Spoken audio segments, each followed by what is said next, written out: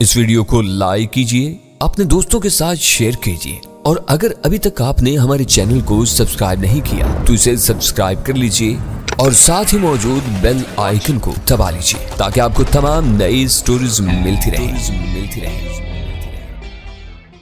एक तुम हो कि हर वक्त गजाला की खुशनुदी का ख्याल रखते हो। वो मेरा ख्याल रखती है, मेरा ही नहीं वीरा का भी ख्याल रखती है। मेरा मशवरा है कि इस वक्त तुम पहल करो और देखो कि क्या होता है। मैं एक आध रोज में खुद तुम्हारी तरफ आऊंगा और उसके दिमाग के कीड़े झाड़ दूंगा। तुम भी वादा करके भूल जाते हो। सलमा की आवाज में नरमी और हलावत थी। मुझसे पक्का वादा करो कि कल या परसों इधर जरूर आओगे। तुम भी वादा करो कि मेरे मशवरे पर अमल करोगी। तुम्हारी तरह जहांगीर भी तन्हा है, उसे तुम्हारे सहारे की जरूरत है। मैं तुमसे बात करने के बाद देखती हूँ इन्होंने बदकलामी की तो मैं लौट आऊंगी। मेरी पहल की कदर की तो मैं इन्हें एक बोतल जरूर दे दूंगी। मेरी अलमारी में इनकी 6-7 बोतलें जमा हो चुकी हैं और यह सारा खर्च गोल्ड फार्मेसी पर पड़ रहा होगा। मैंने हंसते हुए पूछा, हाँ उनकी दुकान चल निकली है। अब हमें जाती अकाउंट से पैसे निकलवाने की जरूरत नहीं पड़ती। इनके शराब समेत सारे अखराजात दुकान की आमदनी से पूरे हो रहे हैं।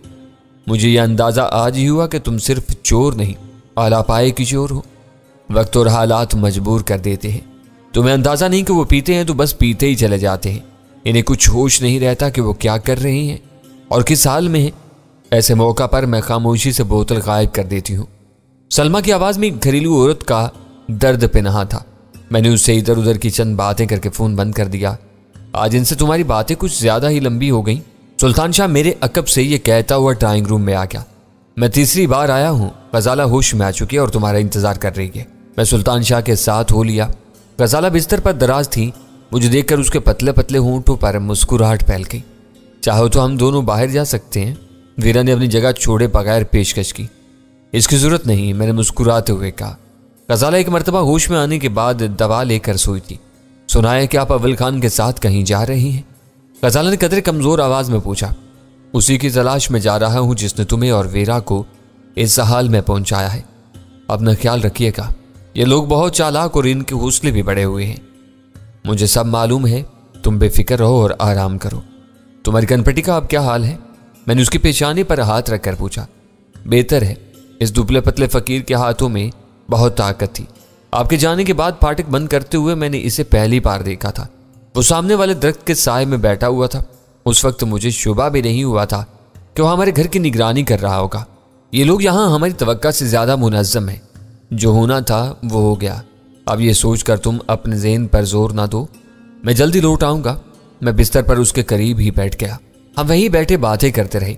गजाला को बेहोशी और मुसक्कन दुआ के असरात की वजह से कुछ बताने या जानने का ज्यादा मौका नहीं मिल सका था। इसलिए हमारी गुफ्तगू कृष्ण की आमद के वाक़े के गिर्द ही घूमती रही। अपने वादे के मुताबिक अव्वल खान ठीक 7 बजे आ पहुंचा।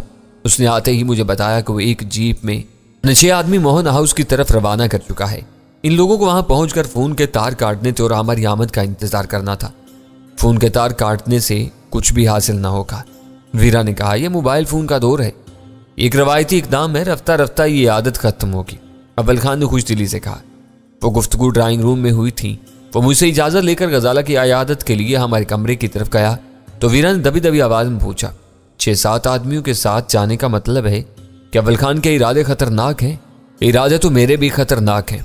कृष्ण कुमार का जरा भी सुराग मिल गया तो इस पर हाथ डालने की भरपूर कोशिश की जाएगी, मगर इख्तियार के इजहार के लिए अक्सर औकात ताकत का मुजाहिरा नागुज़ीर होता है। 2 आदमियों की आमद की खबर पाकर जगदीश मुलाकात से इनकार कर सकता है, मगर अपने दरवाजे पर भारी नफरी की मौजूदगी उसे परेशान कर देगी। इंशाअल्लाह गजाला 2-3 रोज में ठीक हो जाएगी। अव्वल खान ने वापस आकर आए थी, मगर वीरा का मामला तूल पकड़ सकता है। ये अपनी मजरू कोहनी के साथ मुसलसल चलती फिरती नजर आ रही है। अब मैं भी गजाला के साथ लेटूंगी। उसने हंस कर कहा, ड्रेसिंग से कोहनी के दर्द में बहुत अफाका हुआ है। हम दोनों ने घर वालों को अलविदा किया। सुल्तान शाह को होशियार रहने की हदायत दी और घर से निकल खड़े हुए। अव्वल खान के मां पर मैंने IB वालों का ऑपरेटर्स अपने साथ ले लिया था।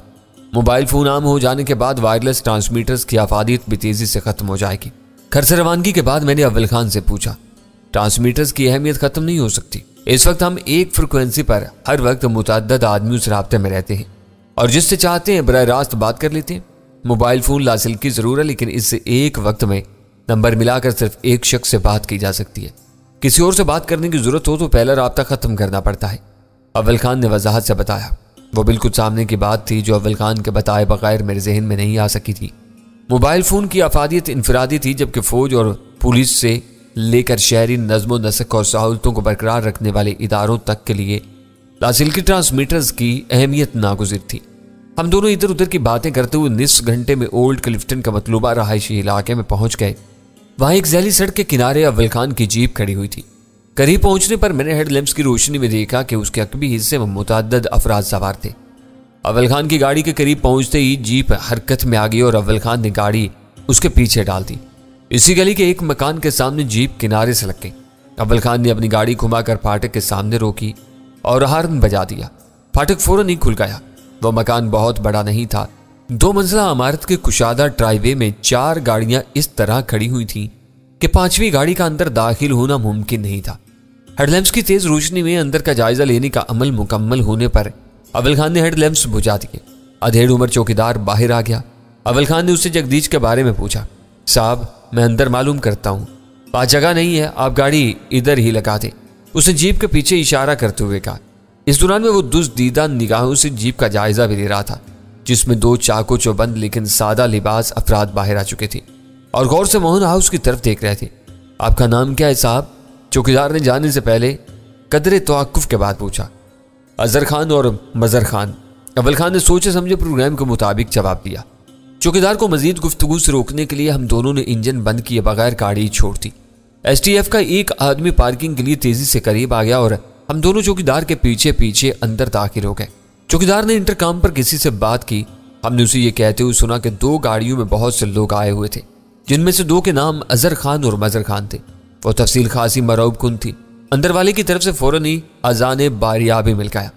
पुख्ता रविश पर खासा फासला तय करके चौकीदार ने हमें एक कुशादा ड्राइंग रूम में बिठा दिया, जो खूबसूरत जरूर था मगर इसकी आराइश में गैर जरूरी इसराफ का मुजाहिरा नहीं किया गया था। हमें बिठाकर चौकीदार वापस चला गया।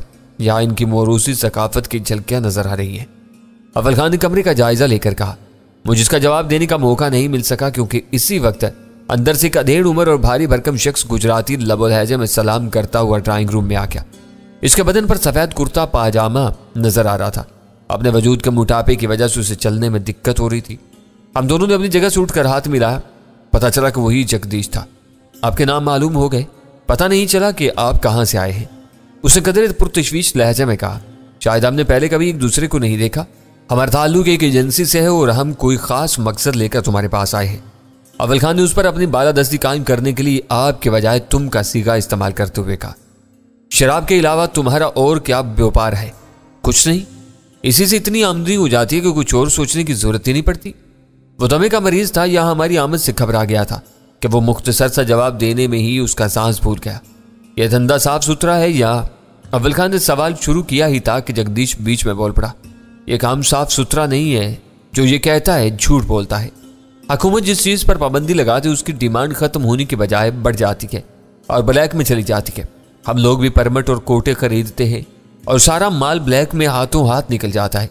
हमारा रिकॉर्ड साफ है। हर पार्टी को मांगे बगैर वक्त पर उनका भत्ता दे देते हैं। जब माल की इतनी मांग है तो तुमने हैदराबाद में अपना दफ्तर क्यों खोला हुआ है? वहां से माल की सप्लाई बहुत है और रेट भी बहुत अच्छा मिलता है, उसने बाकायदा हाँपते हुए जवाब दिया। गांव गोठों के बहुत से जमींदार और वडेरे फैशन में वलायती शराब पीते हैं। तंगी हो जाए तब भी देसी शराब वलायती बोतलों में डालकर अपने मेहमानों को पिलाते हैं। इस पूरे इलाके के मार्केट सिर्फ हमारे हाथ में है। खारिचंद वहां तुम्हारा मैनेजर है, इस पर तुमको कितना भरोसा है? मैं गौर से जगदीश की तरफ देख रहा था। मैनेजर है और रिश्तेदार भी। वो सोफे पर बेचैनी से पहलू बदलते हुए बोला। कल रात बेचारे की कार चोरी हो गई। भोंडे अंदाज में हरिचंद की कार का जिक्र करके वो खुद ही जाल में फंस गया। इस बारे में अव्वल खान का होमवर्क मुकम्मल था। उसने कहा, हरिचंद ने कार की चोरी की FIR आज सुबह 11 बजे कटवाई है, जबकि उसकी गाड़ी आज सुबह 3 बजे कराची में एक वारदात में पकड़ी गई। रिपोर्ट उसने उस वक्त लिखवाई जब उसे पता चल गया कि गाड़ी पकड़ी जा चुकी है। गाड़ी सड़क पर खड़ी होती है, रात में कोई इसे ले गया तो हरिचंद को क्या पता। सुबह वो देर से उठा तो गाड़ी गायब थी। उसने पर्चा कटवा दिया। मेरी इससे फोन पर बात हुई है, इसमें कोई हेर फेर नहीं है। जगदीश, अव्वल खान नीचे मगर सख्त आवाज में गुर्राया, यह भत्ते वाला चक्कर नहीं है। तुमने झूठ बोला तो तुम्हारा हशर बहुत खराब होगा। हरिचंद की कार बहुत खतरनाक वारदात में इस्तेमाल हुई है। इसी वक्त उसका मुलाजिम लदी पनी ट्राली धकेलता हुआ पहुंचा और गुफ्तगू का सिलसिला टूट गया। ट्राली पर बहुत से लवाजम के साथ कोल्ड ड्रिंक्स और 3 अक़साम के स्कॉच की खुली हुई बोतलें भी सजी हुई थी। जगदीश ने अपने मुलाजिम को हाथ के इशारे से वापस भेज दिया और हमसे कहा, लो दारू पानी कर लो, ये बातें बाद में होती रहेंगी। अव्वल खान ने मुलाजिम के निकल जाने के बाद जुबान खोली, हम ये नहीं पीते, विस्की नहीं तो कोल्ड ड्रिंक ले लो। जगदीश ने खुशामदाना अंदाज में एक मरतबा फिर अव्वल खान की बात काट दी। ऐसा कैसे हो सकता है कि घर आया मेहमान कुछ खाए पिए बगैर वापस चला जाए? हरिचंद ने अपनी गाड़ी किसको दी थी? अव्वल खान ने उसकी बात को नजरअंदाज करके दुरुस्त लहजा में पूछा। इस बार जगदीश अव्वल खान का लहजा बर्दाश्त नहीं कर सका और बड़े ज़ब्तो तहम्मुल से बोला, देखो मुझे इस तरह बात मत करो, मैं हुकूमत को भारी इनकम टैक्स देता हूँ, शराब का कारोबार करता हूँ, मगर शरीफ और मुअज़्ज़ज़ शहरी हूँ। पूरा इनकम टैक्स देते हो तो फिर भत्ते किस बात के देते हो? भला की शराब का नफा किस खाते में दिखाते हो? हमसे ये सब बातें ना करो, बात वहीं रहने दो जहां हो रही है। अव्वल खान उसी लहजे में कुर्राया, तुम सीधी तरह राह रास्त पर ना आए तो अभी तुम्हें उठा कर ले जाएंगे। बाहर हमारे 6 आदमी बिल्कुल तैयार हैं, वो अपने मेहमान खाने में तुम्हारी तवाज़े करेंगे तो जरा सी देर में तुम्हारे होश ठिकाने आ जाएंगे। तुम मुझे धमकियां दे रहे हो? मुझे जो कुछ मालूम था वो मैंने बता दिया। अगर हरिचंद ने कोई गड़बड़ की है तो इस बारे में उसी से पूछताछ होनी चाहिए, उसकी हरकतों की जिम्मेदारी मेरे सर नहीं डाली जा सकती। इसकी बारी बाद में आएगी, तुम अपने फर्म के चीफ हो, वो गाड़ी फर्म के नाम पर है, तुम्हें बताना होगा कि वो गाड़ी हैदराबाद से निकल कर कराची कैसे पहुंची और उसे लाने वाले कौन लोग थे। जब मुझे कुछ मालूम ही नहीं तो मैं इस बारे में क्या कह सकता हूं? उसके चेहरे पर बेचारगी फैल गई। मैं इब्तिदा ही से जगदीश के चेहरे का जायजा ले रहा था। मैंने अंदाजा लगाया कि वो झूठ नहीं बोल रहा था। तुम्हें हरिचंद की गाड़ी के बारे में क्या बताया गया है? मैंने आंखों में अव्वल खान को खामोश रहने का इशारा करके जगदीश से पूछा। इसे अपनी मालूमात से खौफजदा करने के बजाय मैं ये जानना चाहता था कि इस पूरे किस्से में उसकी मालूमात कहाँ तक है और वह हमसे क्या कुछ छुपा रहा है। मुझे सुबह रवि ने इतना बताया था कि हरिचंद की गाड़ी चोरी हो गई है। मैंने फूरपन हरिचंद से बात की तो उसने भी यही बताया, गाड़ी की पूरी इंश्योरेंस है, उसने FIR लिखवा दी। उस वक्त तक तुम्हें यह मालूम नहीं था कि तुम्हारी कंपनी की गाड़ी किस चक्कर में पकड़ी गई है? उस वक्त क्या, मुझे तो अभी तक पता नहीं था कि वो गाड़ी कहाँ है। अब तुमसे सुना है कि वो गाड़ी किसी वारदात में पकड़ी गई है। हम सीधे सादे कारोबारी लोग हैं, 2 और 2 को जोड़कर 4 करना जानते हैं। किसी जुर्म से अपना क्या वास्ता, ये कोई और ही चक्कर मालूम होता है। तुमको कोई दूसरा घर देखना होगा, उसने मुसरबाना लहजा में कहा। मैंने लम्हा भर के लिए उसके जवाबात को अपने जहन में घुमाया, फिर उससे पूछा, तुम्हें रवि ने कार के बारे में बताया था? हाँ, उसने बेसाख्ता जवाब दिया। हरिचंद इसी का ससुराली रिश्तेदार है। उसने मेरे बजाय रवि को फोन किया था, बाद में मैंने खुद उससे बात की थी। पता नहीं उसने क्या चक्कर चलाया हुआ है। रवि इस वक्त घर पर मौजूद है? मैंने किसी तजस्सुस का मुजाहिरा किए बगैर सरसरी लहजा में पूछा। हाँ, ऊपर बैठा अपनी बीवी के साथ ताश खेल रहा है। रवि के बारे में इसका जहन साफ था, फिर इसे भी बुला लो, हो सकता है कि वह हमें कोई काम की बात बता सके। अव्वल खान के दुरुस्त और ताकमाना लब लहजे के मुकाबले में मेरी मसलहत अमेज नरमी ने जगदीश के मूड पर खुशगवार असर डाला था। उसने अपने दाहिने हाथ पर तार के सिरे के साथ झूलता हुआ सफेद बटन दबाया। इमारत के किसी अंदरूनी हिस्से में घंटी बजने की आवाज उभरी और चंद सानियों बाद ट्राली लाने वाला मुलाजिम तकरीबन दौड़ता हुआ ड्राइंग रूम में आ पहुंचा। ऊपर से रवि बाबू को बुलाओ, जगदीश ने उसे हदायत दी। बता देना कि कुछ मेहमान आए हुए हैं। मुलाजिम अंदर जाने की बजाय तेजी से ड्राइंग रूम से निकास के रास्ते की तरफ दौड़ा तो जगदीश बरहम होकर उस पर बरस पड़ा। अबे सुअर के बच्चे, ऊपर से रवि को बुलाने के लिए कहा है, तू बाहर कहाँ जा रहा है? सरकार, रवि बाबू बाहर जाने के लिए तैयार होकर अभी अभी तेजी से नीचे उतरे हैं, इन्हीं को रोकने जा रहा हूं। मुलाजिम ने रुक कर गिड़गिड़ाते हुए जवाब दिया। दफा हो, जल्दी कर, वो निकल ना जाए।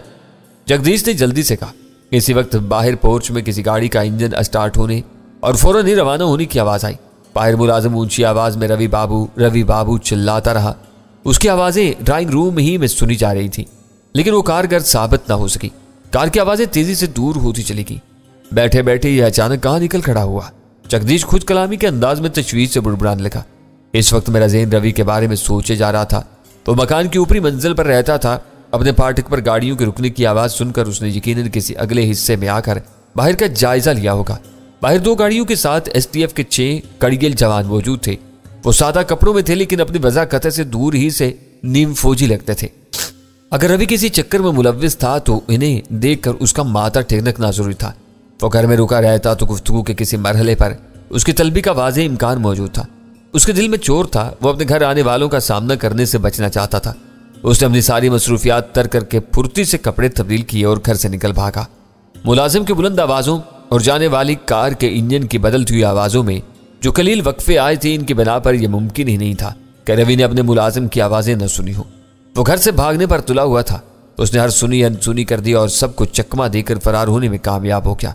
वो तजिया बज़ाहिर तवील था, लेकिन आदमी का जहन पूरी तरह बेदार हो तो इसे कहीं ज्यादा तवील तजिए चश्मे ज़दन में मुकम्मल हो जाते हैं। मैंने चंद लम्हों के तवक्कुफ के बाद अव्वल खान से कहा, अपने 2 आदमियों को गाड़ी में इसके पीछे रवाना कर दो। वो इसे घेर कर हर कीमत पर वापस यहाँ ले आए। अव्वल खान मेरी बात शुरू होते ही मेरा मुद्दा समझ चुका था। उसने अपनी जेब से STF का ऑपरेटर्स निकाला और हामिद को फौरन ही जीप में रवि का पीछा करके रोकने और घर वापस लाने की हदायत दी थी। वो बहुत उजलत और तेजी में यहाँ से निकला है सर, मैं उसके पीछे जा रहा हूँ, हामिद की तरफ से जवाब आया। अव्वल खान ने ऑपरेटर्स दोबारा अपनी जेब में डाल दिया। बदली हुई सूरत हाल पर उसके चेहरे से अंदरूनी जोशो खरोश का इजहार होने लगा था। मुलाजिम ने अंदर आकर रवि मोहन की रवानगी की रस्मी इतला दी और दोबारा अंदर गायब हो गया। हम हर किस्म के हालात का सामना करने के लिए तैयार होकर घर से निकले थे, मगर जगदीश के लिए वो वाकया इस कदर अचानक और गैर मुतवक्का था कि वो ज़हनी परागंदगी में मुब्तला हो गया था।